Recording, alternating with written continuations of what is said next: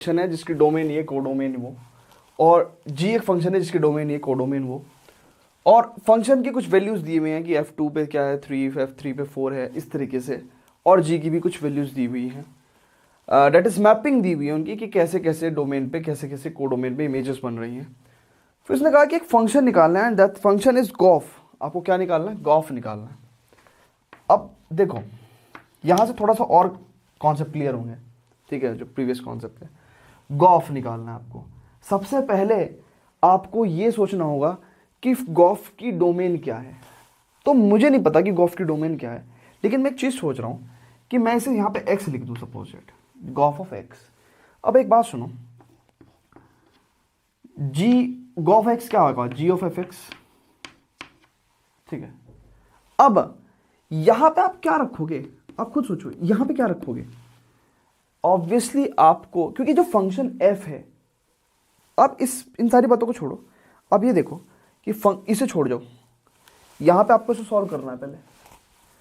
अब आप एक बात सोचो कि फंक्शन f की इमेज निकालने के लिए आपको उसमें कौन से एलिमेंट्स रखने पड़ेंगे?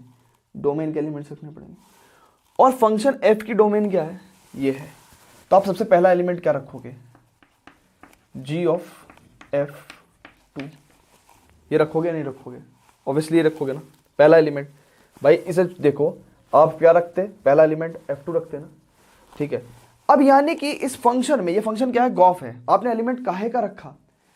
आपने एलिमेंट इस फंक्शन f का डोमेन रखा। तो ऑब्वियसली एक बात तो क्लियर हो गई कि गॉफ की डोमेन क्लियर हो गई। वो क्या है? 2, 3, 4, 5, ठीक है। अब सुनो, g ऑफ f2 है।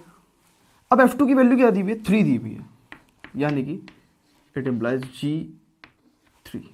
f2 की वैल्यू 3। अब g3 की वैल्यू क्या है? g3 equal to g4 equal to 7। इसका मतलब ये क्या आया?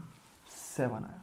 g3 equal to g4 equal to 7, इसका मतलब क्या आया? यानी कि एक बात तो कंफर्म हो गई कि जो गॉफ 2 रखा था उसकी वैल्यू कितनी आई? 7 आई। यानी कि 2 रखने पे 7 आ रहा है, यानी कि दिस रखने पे ये सेट दिस आ रहा है, ये, ठीक है। तो क्या हो गई?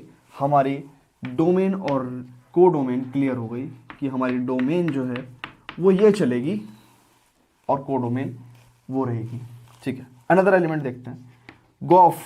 अगेन दूसरा एलिमेंट क्या रख सकते हैं? 3 रख सकते हैं। It implies what? g of f3। And g of f3 की वैल्यू क्या है?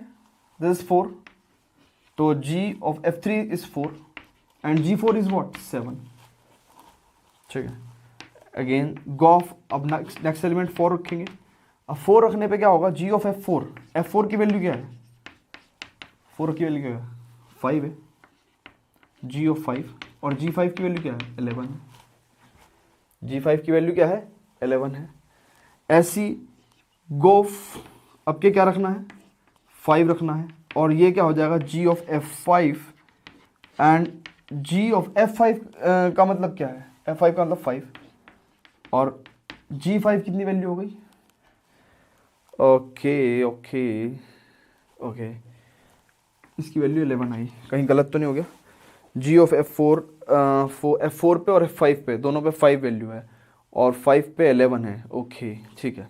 जैसे हमने गॉफ निकाला, आपका काम है ये निकालना कि डज फॉग एग्जिस्ट। ये देखना है कि क्या फॉग एग्जिस्ट करेगा, और एग्जिस्ट करेगा तो उसका डोमेन और कोडोमेन क्या रहेगा, ये देखना है आपको, ठीक है। अब बढ़ते हैं अपने नेक्स्ट क्वेश्चन की तरफ, ठीक है। उससे देखते हैं उससे क्या सीखने को मिलता है।